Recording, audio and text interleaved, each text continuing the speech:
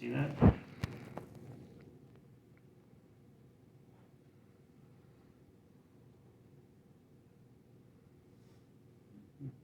What is the name of the book? Move it after I get it all set.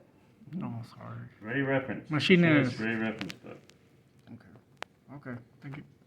There's a look it up number. Thank you. You're welcome.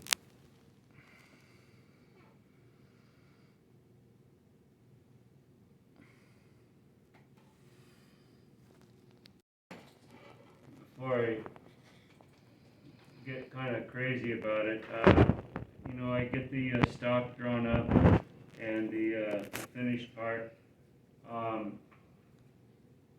and then I'll go back. I mean, I'll select tools that are specific, but I'll go back later, and then I'll fine tune the feeds and speeds, for example. Does that make sense? So it's just a process. So develop a process when you're starting something new. Try to figure out a system, a process to go through and get everything done, and then you'll have some steps. If you have a process, you can do the same steps in order every time, and then you're less likely to forget something. And you're at this point too, right, Jose? Pretty sure, except Basic program written. So there's a couple problems though, like tool 111, 290. We gotta fine tune some stuff. We're just gonna start the top one here. Let's open up this facing one. Click on parameter, and this main screen comes up. We want to click on tool here on the left,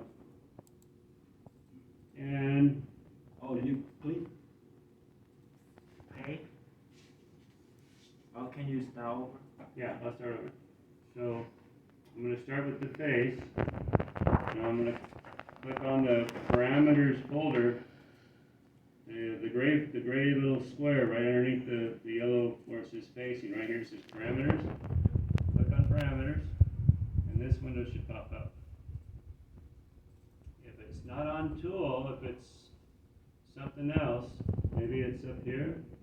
You want to click on the left-hand column over here on tool. Okay.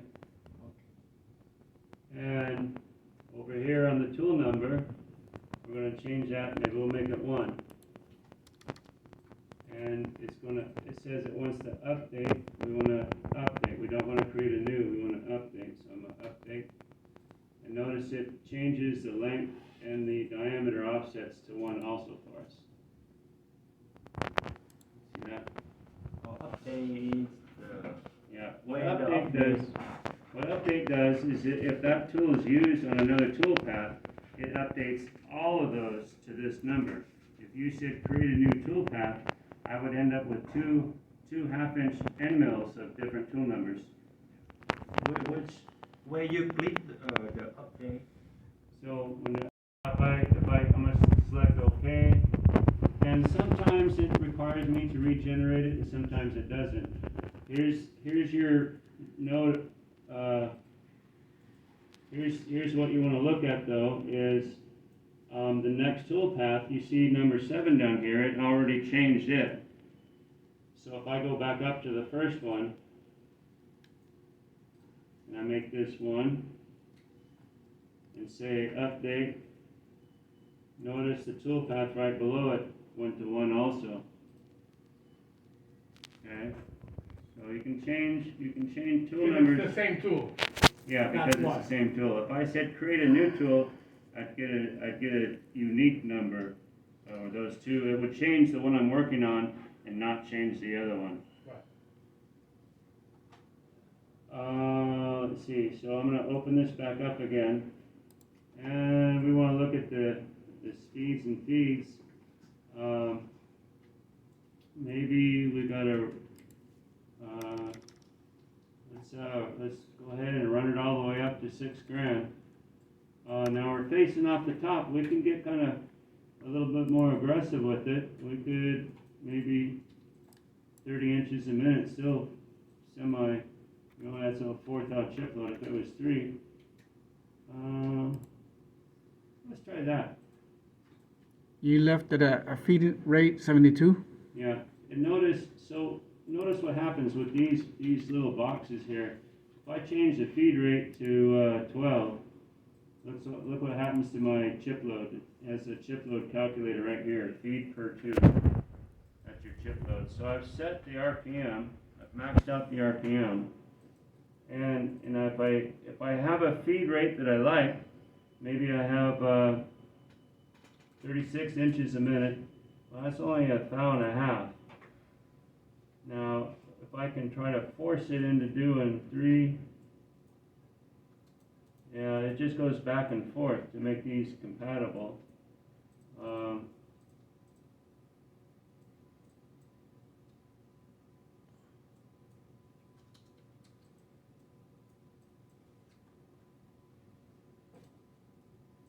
That's cool though. Yeah, based on, so you set your RPM, and then you can change, give it a chip load that you want, and it'll tell you what the feed rate is, or give it the feed rate you want, and then it'll tell you what the chip load is.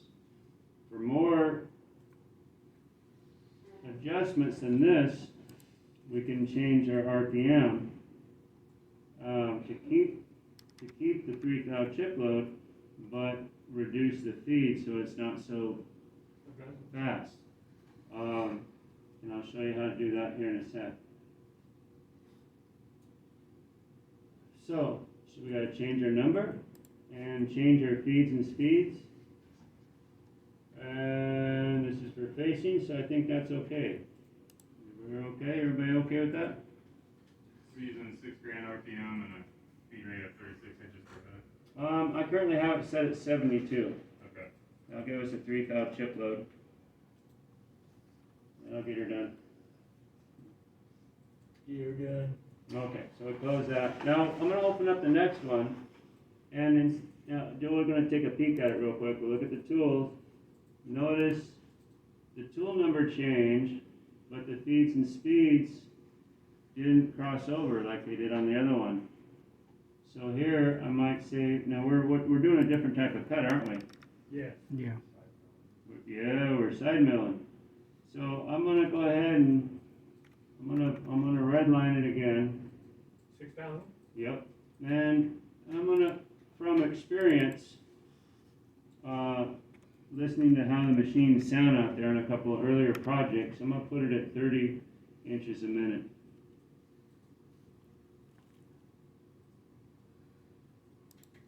Now notice here, I missed this button on the last screen. 10. You can control. You say something? 10. You Yeah. got, Oh yeah. yeah, plunge rate 10. Yeah, so I like to make the plunge rate 10. 10's nice. It's maybe a little slow for industry standards, but it's a nice control. What Mastercam does is it actually has a percentage built into the parameter somewhere that it takes a small percentage of your feed and it has that for its movement as it approaches its part.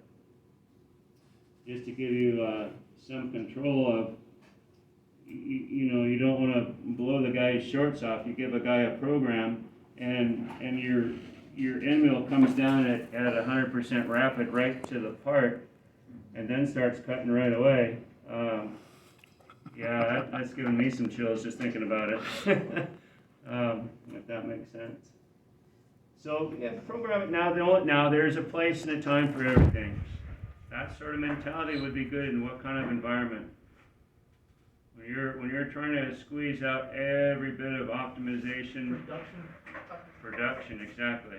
Production. That makes sense in production. So you can do that, but again, the person setting it up is going to want to turn down the rapids, turn down, monitor to the distance to go, and watch things real close. But once you ramp up to production speed, things are going to be quick. So, but if you're in a job shop though, it's not really necessary. I mean, it's good to be mindful of efficiency and productivity, but in the job shop, why it's not necessary to come in at 100 inches a minute to your part before you start cutting. if there's an oops somewhere, there's no margin of error, essentially. Okay, so we got this one dialed in a little nicer. I'm gonna click the OK button. And now on the spot drill, I'm going to show you the spot drill a little bit different here, just as, and you can do this with any tool. Notice underneath parameters we have a tool, geometry, and the tool path. Sometimes you might want to click on geometry and take a look at the geometry and make some modifications or some edits. I'm not going to do that, but that's what you would do there. How would you do that to make a, Well, I would click on geometry like this, and then I would say that, well, I don't like, it's starting here and it's going around clockwise. I don't like that, so I would go over here and right click, and I want to say delete all, and then I'm going to right click, and I'm going to, oh, it says add, so we're back to the square one of adding, so I'm going to start here closest to me, and I'm going to move around counterclockwise. oh, okay. So I'm just going to reselect, Reselect it differently. yeah. And I'm going to click OK. And then of course I have to there we go, we can get a little back plot to look at it. Okay? Okay. So that's what you do if you clicked on this geometry, that's what you might do. Now the handy thing here is if you want to do some significant changes that's going to lock in those tool numbers and feeds and speeds for specific tools, we can click on the tool here, and this window opens up.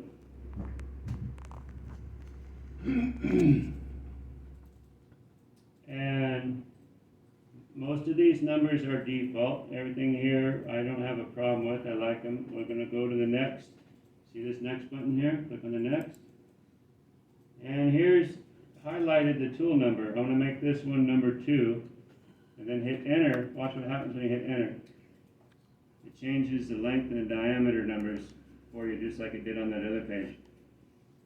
Now this page though also gives us an opportunity to play with our surface speed, our chip load, number of flutes,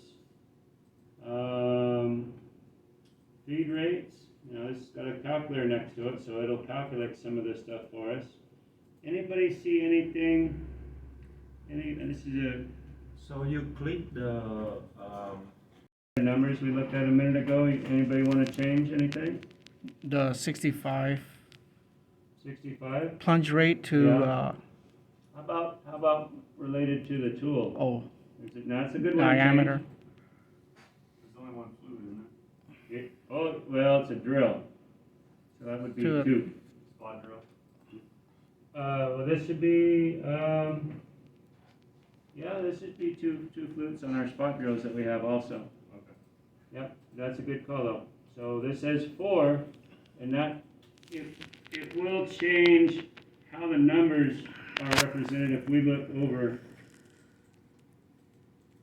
If we look in here, these numbers, the chip load and the RPM and stuff aren't going to be accurate because we're actually using a 2-flute tool.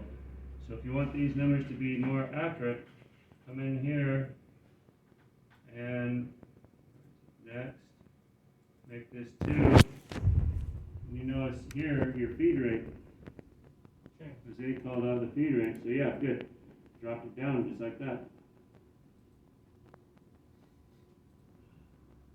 Are we gonna change the plunge or we go with 65? Let's see, plunge rate, yeah, let's, Okay? yeah. Retract is typically rapid, so I'll leave that one there.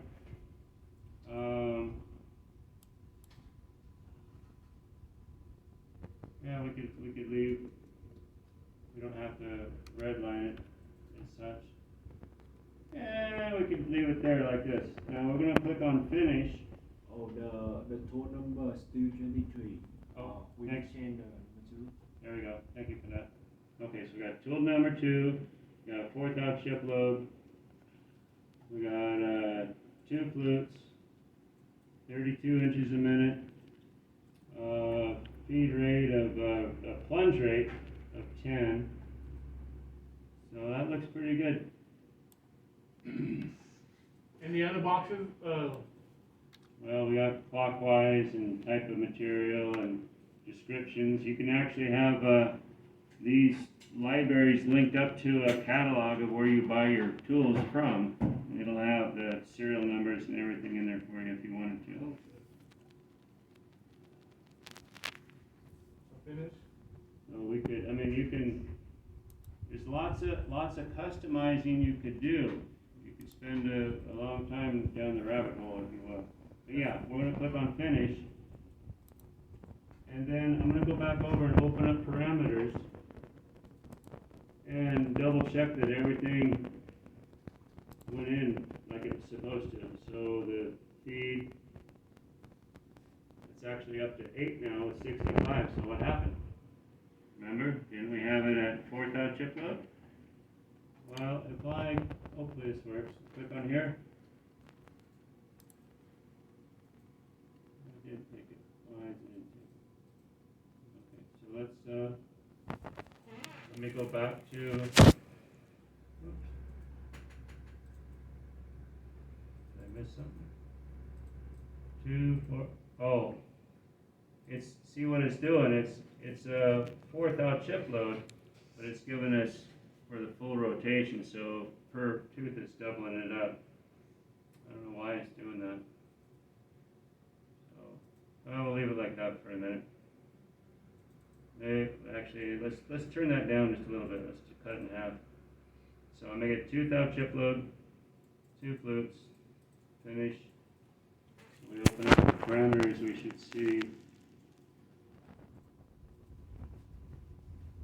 Still 8.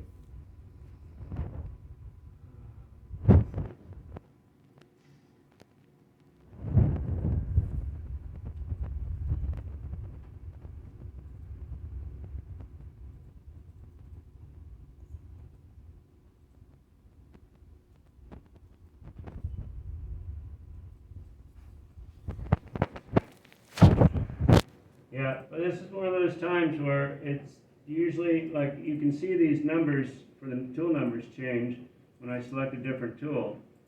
The numbers for the feed rates and the speeds are supposed to change also, but they're not changing like they have in the past. And that could be an older version of Mastercam. But, so we have the power of the technology, we can change this. Just like that. Change my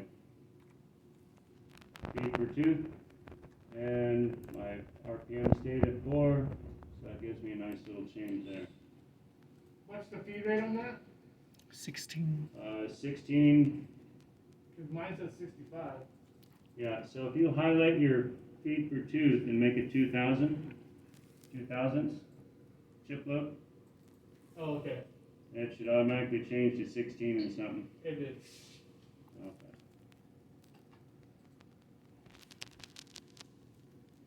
Okay, now it gives us a red, so remember to regenerate it. And the last one, we're going to open up the last one. We're going to make this tool 3. And for this one, let's refine this process just a little bit. 13/64, that's a 203 drill. If we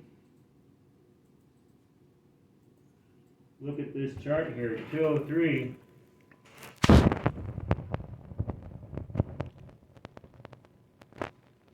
It's Is between. right here, what's it between 2 and 4 thousandths, and that's per revolution.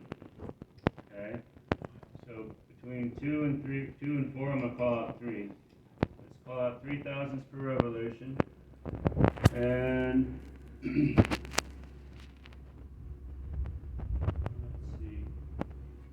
let's see, what's 3 thousandths times 4,000 RPM? What's 3 thousandths times 4,000 RPM? 12,000. Yeah, 12. There you go. So that actually, and I think there's that other number in there is giving us some goofiness, I'm not real sure.